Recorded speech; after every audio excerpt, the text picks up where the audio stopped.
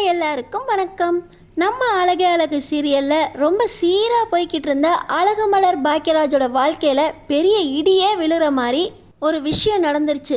நம்ம அழகுமலர் இந்த விஷயத்தை எப்படி கடந்து போக போகிறாங்க, இதை முதல்ல எப்படி ஜீரணிக்க போகிறாங்க தெரிஞ்சுக்கிறதுக்கு முன்னாடி இந்த வீடியோக்கு ஒரு லைக் போட்டுக்கோங்க. ஸோ பார்த்தீங்கன்னா, என் தம்பி கார்த்திக்கு பொண்ணு பார்க்க போனா உனக்கு என்ன, நீ மனசுக்குள்ளே எதுவும் யோசிக்கிறியா? ஏதாவது ஒரு எண்ணம் இருந்துச்சுன்னா அதை அப்படியே அழிச்சிரு சுருத்தி. அவனுக்கு பார்க்குற பொண்ணை அவன் பார்த்து கல்யாணம் பண்ணிக்கிட்டு நிம்மதியாக இருக்கட்டும். உனக்கும் வீட்டில் மாப்பிள்ளை பார்ப்பாங்க. அந்த பையனை கல்யாணம் பண்ணிவிட்டு நீயும் நிம்மதியாயிரு. இந்த வீட்டுக்கு எது சரியாக இருக்குமோ அதை மட்டும் யோசி அப்படின்னு சுருத்தி மனசில் கார்த்தி இருப்பான் அப்படிங்கிறத நம்ம மலர் புரிஞ்சுக்கிட்டு அந்த எண்ணத்தை அப்படியே அழிச்சிட சொல்லி சுருத்திக்கு அட்வைஸ் பண்ணுறாங்க. அடுத்த நாள் தன்னோட தம்பிக்கு பொண்ணு பார்க்க போகிறதுனால ராகவன் கிட்ட நம்ம மலர், அம்மா ஃபோன் பண்ணியிருந்தாங்க, கார்த்திக்கு நாளைக்கு பொண்ணு பார்க்க போகிறாங்களாம், அத்தைக்கிட்ட கேட்டேன், அத்தை மாமாட்ட கேட்டுட்டு போன்னு சொன்னாங்க அப்படின்னு மலர் சொல்கிறாங்க. இன்னொரு பக்கம் இந்த ராஜலக்ஷ்மி, ஆமாம் ஒரு நல்ல வேலை கூட இல்லை, இந்த வேலையை வச்சுக்கிட்டு 2 பேர் வாழ்கிறதே கஷ்டம், இதில் 3வது ஒருத்தையை வேற எதுக்கு கல்யாணம் பண்ணிக்கணும், கொஞ்சம் லேட்டாவது கல்யாணம் பண்ண வேண்டியது தானே அப்படின்னு சொல்ல, நம்ம மலர், இல்லை அத்தை அவன் நல்ல வேலை தான் பார்க்குறான், கவர்மெண்ட் வேலை இல்லாட்டினா என்ன, இது நல்ல வேலை தானே அப்படின்னு சொல்ல, என்னமோ பண்ணிட்டு போ, இதெல்லாம் ஒரு உத்தியோகம், இவனுக்கெல்லாம் ஒரு பொண்ணு, இந்த பொண்ணை பார்க்க போகிறதுக்கு குடும்பத்தோடு போகணுமா, நீ மட்டும் போயிட்டு வா போதும் அப்படின்னு சொல்லி ராஜலட்சுமி சொல்கிறாங்க.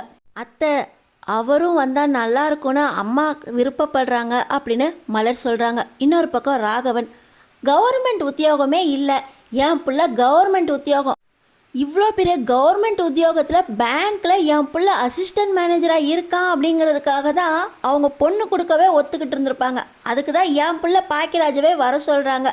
அதை புரிஞ்சிக்காம நீயும் பாக்கியராஜை கூட்டிகிட்டு போகணுன்னு கேட்குற அப்படின்னு சொல்லி ராகவன் கேட்குறாரு. அதெல்லாம் இல்லை மாமா, அவங்க ஏற்கனவே பொண்ணெல்லாம் பார்த்துட்டாங்க, இன்றைக்கி ஃபார்மாலிட்டிக்கு போய் பேச போகிறாங்க, அதுக்கு அவங்களோட பொண்ணு மாப்பிள்ளையும் வரணும்னு நினைக்கிறதுல கூட இந்த காரணம்லாம் பார்க்கலாமா மாமா அப்படின்னு சொல்லி நம்ம மலர் கேட்குறாங்க. அப்பா அத்தை கூப்பிட்ருக்காங்க, அவங்க பொண்ணு வரணும்னு விருப்பப்படுறாங்க, இதில் எந்த ஒரு உள்நோக்கமும் இல்லைப்பா, நான் ராகவி மலர் 3 பேரும் நாளைக்கு சாயந்தரம் போயிட்டு வரோம் அப்படின்னு பாக்கியராஜ் கேட்குறாரு.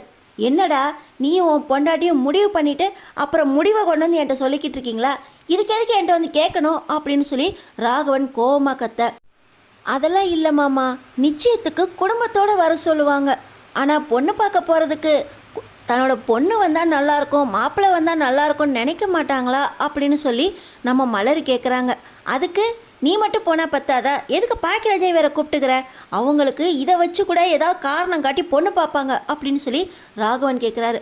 நம்ம மலர் முகத்தை தொங்க போட, நான் வேணா அன்னி கூட போயிட்டு வரவா அப்படின்னு ஸ்ருதி கேட்குறாங்க. நீ எதுக்கு, வயசு பொண்ணு, பேசாமல் இரு அப்படின்னு சொல்லி ராகவன் சொல்கிறாரு. இன்னொரு பக்கம் ராஜலக்ஷ்மிக்கு தோணுது, எங்கே என் பொண்ணை உன் தம்பிக்கு கேட்டுருவியோன்னு பயந்துக்கிட்டு இருந்தேன், உருப்படியே இல்லாதவன், ஒரு வேலையும் இல்லாதவன், ஆனால் என் பொண்ணை கட்டிக்கிட்டா அவ்வளோ சொத்தையும் எடுத்துக்கலாம் அப்படின்னு ஒரு வேளை பொண்ணை கேட்டுருவாங்களோன்னு பயந்துக்கிட்டு இருந்தேன், இப்போ எந்த மாதிரி பொண்ணு, என் பொண்ணோட ஒசந்த பொண்ணாக பார்த்துருக்காங்களான்னு தெரிஞ்சுக்க வேண்டாமா, சுருத்தி போகிறது நல்லது தானங்க அப்படின்னு ராகவன் கிட்ட சொல்கிறாங்க. என்ன சொல்கிற லட்சுமி, ஒரு வயசு பொண்ணை பொண்ணு பார்க்குற இடத்துக்கு அனுப்புறது தப்பு இல்லையா அப்படின்னு கேட்க, அதான் நம்ம பொண்ணு தப்புச்சிட்டாலே, அந்த வேணா போன வேலை பார்க்குற அந்த கார்த்திக்கு நம்ம பொண்ணை கேட்கலையே, ஏதோ ஒரு பொண்ணை தானே பார்க்க போகிறாங்க, அந்த பொண்ணோட லட்சணத்தை என் பொண்ணு எப்படி இருக்குன்னு பார்த்துட்டு வந்து சொன்னால் போதாதா, பொண்ணு பார்க்குறது அப்படின்னு சொல்லி நம்ம குடும்பத்தோடு கூப்பிடல, அதுக்காக அந்த பொண்ணோட லட்சணம் எப்படி இருக்குன்னு நம்ம தெரிஞ்சுக்கணும்ல, மலர் போனால் தம்பிக்கு பார்த்த பொண்ணா கொஞ்சம் கூட குறையே சொல்ல மாட்டா, சுருத்தி போனால் கரெக்டாக சொல்லுவா, சுருத்தி போயிட்டு வரட்டுமேங்க அப்படின்னு சொல்லி லட்சுமி சொல்கிறாங்க. உடனே ராகவனும், ஆமாம் எப்படியோ வேறு பொண்ணு தான் பார்க்குறதுன்னு நமக்கு நல்ல செய்தியை சொல்லிட்டாங்க, இதில் அந்த பொண்ணு என்ன லட்சணமாக இருக்குன்னு தெரிஞ்சுக்கிறது நல்லது தானே, சரி சுருத்தி நீ போயிட்டு வா, பாக்கியராஜ் தங்கச்சி வரா, பத்திரமா கூட்டிகிட்டு போயிட்டு வரணும் அப்படின்னு சொல்லி பாக்கியராஜ்கிட்ட சொல்ல, பாக்கியராஜ் நீ எதுக்கு சுருத்தி அப்படின்னு மனசுக்குள்ளே யோசிக்கிறாரு. இன்னொரு பக்கம் நம்ம மலருக்கு மனசெல்லாம் பக்கு பக்குன்னு இருக்குது. ஏற்கனவே பொண்ணு பார்க்க போகிறோன்னு சொன்னதுக்கே சுருத்தி கலங்குனா, இப்போது என் கூடயே பொண்ணு பார்க்க வரேன்னு சொல்கிறா, இதில் பிரச்சனை வருமே, ஆனால் அத்தையும் மாமாவும் எந்த பிரச்சனையும் புரிஞ்சிக்காமல் சுருத்தியை போய் கூட்டு போக சொல்கிறாங்க, என்ன பண்ணுறதுன்னு தெரியலையே அப்படின்னு நம்ம மலர் யோசிச்சுக்கிட்டு இருக்க, பாக்கியராஜ், என்ன மலர் யோசிச்சுக்கிட்டு இருக்க, டைம் ஆகுது கிளம்பலாம் அப்படின்னு சொல்கிறாங்க. ஆனால் நம்ம மலர், ஏங்க சுருத்தியை கூட்டிகிட்டு போகணுமா, பிரச்சனை வருமேங்க, நம்ம மட்டும் போயிட்டு வந்துடலாம் அப்படின்னு கேட்குறாங்க. என்ன மலர் சொல்கிற, சுருத்தி இப்போ தான் வெளியே போகணுன்னு ஆசையாக கேட்குது, இல்லாட்டினா காலேஜு டியூஷனு வேலைக்கு அப்ளிகேஷன் அப்படின்னு இப்படி தானே போய்கிட்டு இருக்கு.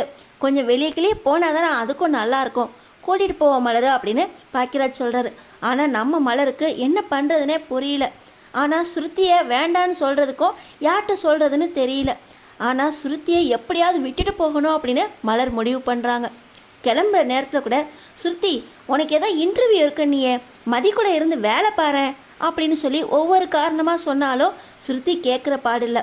நம்ம மலர்கிட்ட பாக்கியராஜ், கிளம்பி நிற்கிற பொண்ணை விட்டுட்டு போகிறேன்னு சொல்கிறியே, கூட்டிகிட்டு போகலாம் மலர் அப்படின்னு சொல்லி பாக்கியராஜ் ஒன்றுமே புரிஞ்சிக்காம டாக்ஸி எடுத்துகிட்டு வந்து சுருத்தி, பாக்கியராஜ், ராகவி, நம்ம மலர் எல்லாரும் ஒன்றா போகிறாங்க. இன்னொரு பக்கம் தங்கராஜோட மெடிக்கல் ரிப்போர்ட்டை அந்த டாக்டர் சங்கர் வாசிச்சுக்கிட்டு இருக்காரு. அவங்க அம்மாவுக்கும் சரியான குட் கொலஸ்ட்ரால் தான் இருக்குது அப்படின்னு எந்த ப்ராப்ளமும் இல்லைன்னு சொல்லிடுறாங்க. ரேவதிக்கு ஹீமோக்ளோபின் கம்மியாக இருக்கும், அது கம்மியாக இருக்கும், இது கம்மியாக இருக்கும் அப்படின்னு சொல்லி தங்கராஜ் சொன்னது எதுவுமே இல்லை சார். அவங்க நார்மலாக எப்பவும் போல தான் இருக்காங்க. அவங்களுக்கு ஒரு 40 வயசுக்கு மேலே இனிமேல் செக் பண்ணால் போதும் அப்படின்னு சொல்லிட்டு இப்போ தங்கராஜோட ரிப்போர்ட்டில் என்ன இருக்குது அப்படின்னு பார்க்குறதுக்காக டாக்டர் தங்கராஜோட ரிப்போர்ட் எடுக்கிறாரு. பார்த்தீங்கன்னா தங்கராஜோட ரிப்போர்ட்டில் உங்கள் பிளட்டில் ஏதோ ப்ராப்ளம் காட்டுதே, உங்கள் பிளட்டை ஒயிட் பிளட் செல்ஸ் அதிகமாக இருக்குது, இது நார்மல் கிடையாது, நீங்கள் மறுபடியும் ஒரு செக்கப் நான் எழுதி தரேன், அதை போய் செக் பண்ணிட்டு வந்துடுங்க, இல்லாட்டினா உயிருக்கே ப்ராப்ளம் ஆயிரும் சார் அப்படின்னு டாக்டர் சொல்கிறார். என்ன சார் சொல்கிறீங்க, உங்களுக்கு பிளட் ரிப்போர்ட் பார்க்க தெரியுமா இல்லையா, எங்கள் அம்மாவுக்கு சொன்னது சரி, ரேவதி உடம்புல என்னென்ன பிரச்சனை இருக்கும் அப்படின்னா அவளை கட்டின புருஷன் எனக்கு தெரியாதா, நீங்கள் தப்பாக சொல்கிறீங்க. இதில் ஏன் பிளட் ரிப்போர்ட்டை பார்த்துட்டு ஒயிட் பிளட் செல்னு என்னமோ ஜாஸ்தி இருக்குது, பிளட் செல்ஸ் இன்னொருக்க போய் செக் பண்ணணும் அப்படின்லாம் சொல்கிறீங்க, இதெல்லாம் நல்லா இல்லை டாக்டர் அப்படின்னு தங்கராஜ் கோவப்படுறாரு. சார், பிளட் ரிப்போர்ட்டில் என்ன இருக்கோ அதை சொல்கிறதுக்கு தான் வந்தேன். உங்கள் பிளட் ரிப்போர்ட்டை வேறு யார்கிட்ட வேணால் கூட காட்டிக்கோங்க, ஆனால் கண்டிப்பாக நீங்கள் ரிப்போர்ட் எடுக்க வேண்டியது அவசியம் சார். உங்கள் பிளட் செல்ஸில் ஒயிட் பிளட் செல்ஸ் ரொம்ப அதிகமாக இருக்குது, இது ரொம்ப டேஞ்சரான இது அப்படின்னு சொல்லி டாக்டர் சொல்லிட்டு கிளம்பிடுறாரு. இந்த டாக்டர் சரியில்லை ரேவதி, இந்த ரிப்போர்ட்டை நான் வெளியே போய் காட்டிட்டு வரேன் அப்படின்னு தங்கராஜ் சொல்லிட்டு அவர் தூரமாக ஒரு பெரிய ஹாஸ்பிட்டலில் போய் ரிப்போர்ட்டை காட்டலாம் அப்படின்னு போய்கிட்டு இருக்காரு. இன்னொரு பக்கம் பார்த்திங்கன்னா மதுரை வயலில் நம்ம காலையில் நம்ம மதியை இறக்கி விட்டோமே, அவளுக்கு அங்கேருந்து நம்ம இடத்துக்கு ஆட்டோ கிடைக்குமோ என்னவோ, நம்மளுக்கு தான் வேலை முடிஞ்சிருச்சே, மதிக்கு ஃபோன் போட்டு அவள் கிளம்பிட்டாளா இல்லையான்னு கேட்போம், இல்லாட்டினா நம்மளே போய் பிக்கப் பண்ணிக்கலாமே அப்படின்னு சுரேஷ் ரொம்ப அக்கறையாக அழகுமதிக்கு கால் பண்ணுறாரு. அழகுமதிக்கு அப்போ தான் இன்டர்வியூ முடிஞ்சிருக்கு. மதி, கால் பண்ணுறேனேன்னு தப்பாக நினச்சிக்காத, வீட்டுக்கு கிளம்பிட்டியா அப்படின்னு சுரேஷ் கேட்குறாரு. இதில் தப்பாக நினைக்கிறதுக்கு ஒன்றும் இல்லைங்க, ஆனால் ரொம்ப நேரமாக வெயிட் பண்ணிக்கிட்டு இருக்கேன், ஆட்டோக்காரங்க யாரும் தூரமாக இருக்குன்னு வரமாட்றாங்க, இங்கேருந்து நான் வேணா பஸ்ஸு பிடிச்சி வந்துடட்டா, ஒரு 2-3 பஸ்ஸு மாறி பிடிச்சேன்னா அப்புறம் வீட்டுக்கு வந்துடுவேன் அப்படின்னு மதி சொல்கிறாங்க. இது ரொம்ப லேட் ஆகுமே மதி அப்படின்னு சுரேஷ் கேட்க, நீங்கள் அத்தை மாமாட்ட இன்ஃபார்ம் பண்ணிடுங்க, எப்படியும் பஸ்ஸு பிடிச்சி வீட்டுக்கு வந்துடுவேன் அப்படின்னு மதி சொல்கிறாங்க. சரி, நான் ஒன்று சொல்கிறேன் கேளு, நீ அங்கேயே இரு, ஒரு 1/2 அன் ஹவரில் மதுரை வயல் வந்துடுவேன், அங்கே வந்து நானே உன்னை பிக்கப் பண்ணிக்கிறேன் அப்படின்னு சொல்லி சுரேஷ் கேட்க, உங்களுக்கு எதுக்குங்க வீண் சிரமம் அப்படின்னு மதி சொல்கிறாங்க. பரவாயில்லை, காலையில் உன்னை கூட்டிகிட்டு வந்தேன்ல, இப்போ மறுபடியும் வீட்டுக்கு கூட்டிகிட்டு போகிறேன், அவ்வளோதான் அப்படின்னு சொல்லிட்டு நம்ம சுரேஷ் பார்த்திங்கன்னா மதியை கூப்பிட்றதுக்காக மதுரை வயல் காலேஜுக்கே வந்துடுறாரு. தங்கராஜ் பார்த்திங்கன்னா அவரோட பிளட் ரிப்போர்ட்டை செக் பண்ணுறதுக்காக மதுரை வயலில் இருக்க அவருக்கு தெரிஞ்ச பெரிய ஆஸ்பத்திரிக்கு தான் வந்து அந்த டாக்டரை பார்க்குறக்காக வராரு. ஹாஸ்பிட்டலுக்கு வர வழியிலேயே நம்ம அழகுமதியும் சுரேஷும் ஒரே வண்டியில் ஒன்றா போகிறத பார்க்குறாரு. 2 பேரும் நம்ம கார் வரதை கூட பார்க்காம சுரேஷ் மதி கூட சிரித்து பேசிக்கிட்டு இருக்கான். இது நடக்கக்கூடாது, எப்படி நடந்துச்சு, 2 பேரும் சண்டை கோழியாக அடிச்சுக்கிட்டு இருந்தாங்க, நீ அடித்தா நான் திருப்பி அடிப்பேன் அப்படின்னு போலீஸ் ஸ்டேஷன் வரைக்கும் போய் கம்ப்ளைண்ட் கொடுத்தா, இப்போ என்னென்னா ஒரே வண்டியில் போய்கிட்டு இருக்காங்க, இது நல்லதா கெட்டதா? சுரேஷ், என்கிட்ட சொல்லாமல் நீ நிறைய செய்ய ஆரம்பிச்சிட்டடா, இருக்கட்டும் பார்த்துக்கிறேன், வீட்டுக்கு தானே போகிற, நான் வீட்டில் வந்து பார்க்குறேன் அப்படின்னு சொல்லிட்டு இப்போ தங்கராஜ் 2 பேரையும் ஜோடியாக பார்த்ததை மனசில் வச்சுக்கிட்டு நேராக இப்போ அவருக்கு தெரிஞ்ச டாக்டரை பார்க்க போகிறாரு.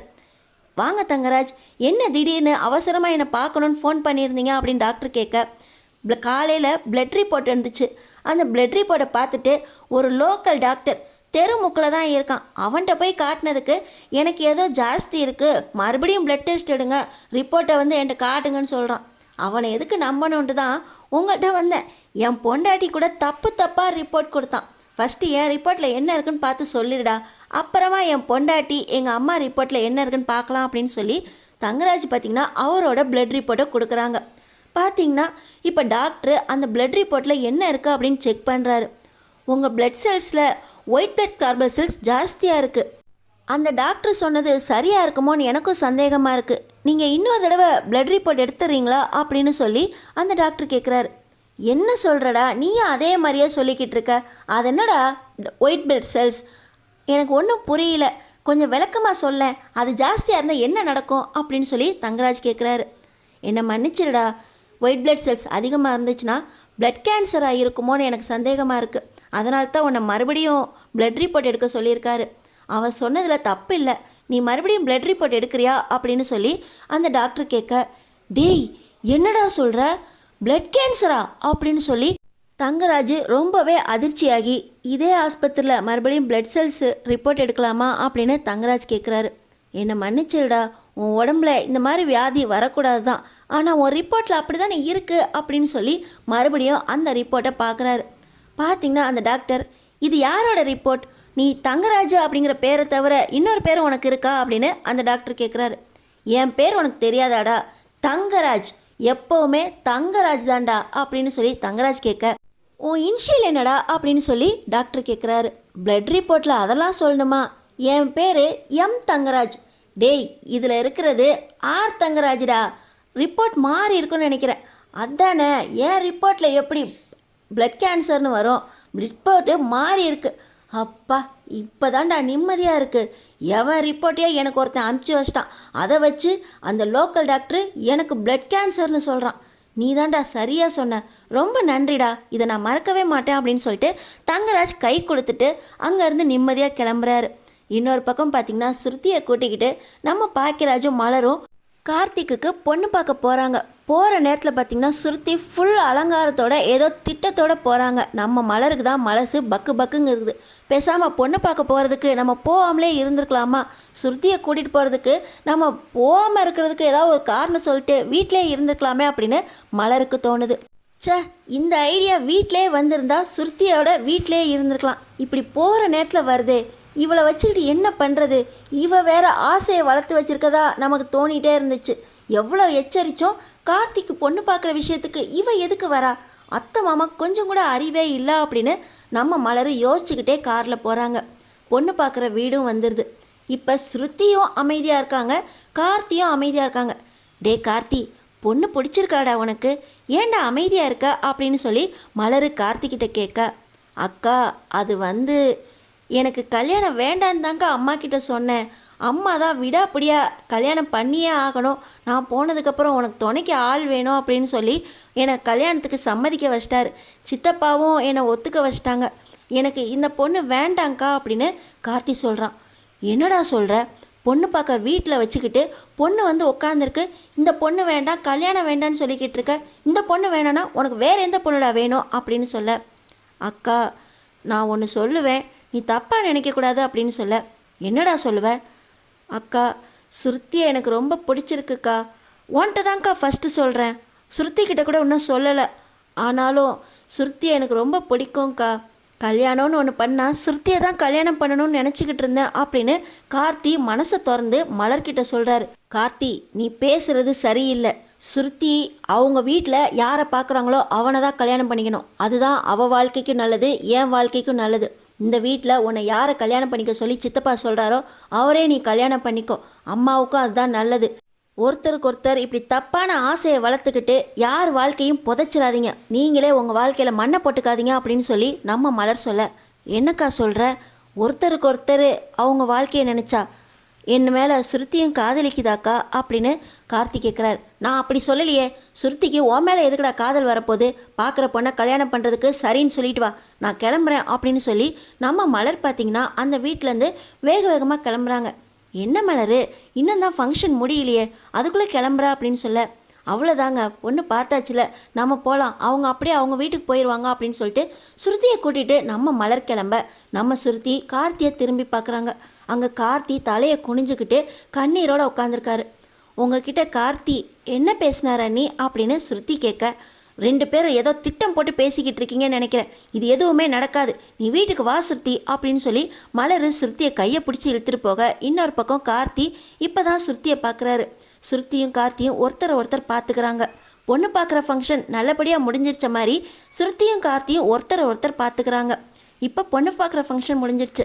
அடுத்து ஸ்ருதிக்கும் கார்த்திக்கும் நிச்சயம் நடக்குமா? ஸ்ருதி கார்த்தி காதல்னால இன்னும் குடும்பத்தில் என்னென்ன பிரச்சனைகள் வரப்போகுது, மலரோட வாழ்க்கையில் என்னென்னலாம் திருப்பங்கள் நடக்க போகுது, அடுத்தடுத்து என்ன நடக்க போகுதுன்னு தெரிஞ்சுக்கிறதுக்கு நம்ம சேனலை சப்ஸ்கிரைப் பண்ணி தொடர்ந்து பாருங்கள்.